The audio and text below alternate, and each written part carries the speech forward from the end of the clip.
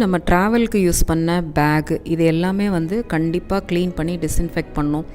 இதெல்லாமா பண்ணுறது அப்படின்னு நீங்கள் யோசிப்பீங்க. நம்ம ட்ராவல் பேக்கை வந்து நம்ம பஸ்ஸில் எடுத்துகிட்டு போவோம், ட்ரெயினோ இல்லை ஃப்ளைட்டோ எங்கெங்கே போகும்போது அது எந்தெந்த இடத்துல போயிட்டு வந்துச்சுன்னு நமக்கு வந்து தெரியவே தெரியாது.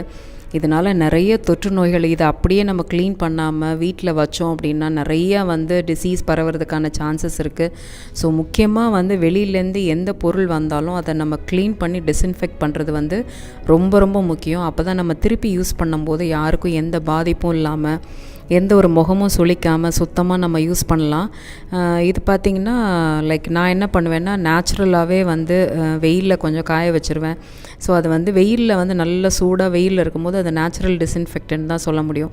ஸோ முடிஞ்ச அளவுக்கு வந்து வாஷ் பண்ணிடணும் பேகை. அப்படி இல்லைன்னா வந்து டிஸ்இன்ஃபெக்டன்ட் வைப்ஸை வச்சு நம்ம க்ளீன் பண்ணலாம். அப்படி க்ளீன் பண்ணுறதன் மூலமாக நம்ம பேகை வந்து சுத்தமாக நம்ம மெயின்டைன் பண்ண முடியும்.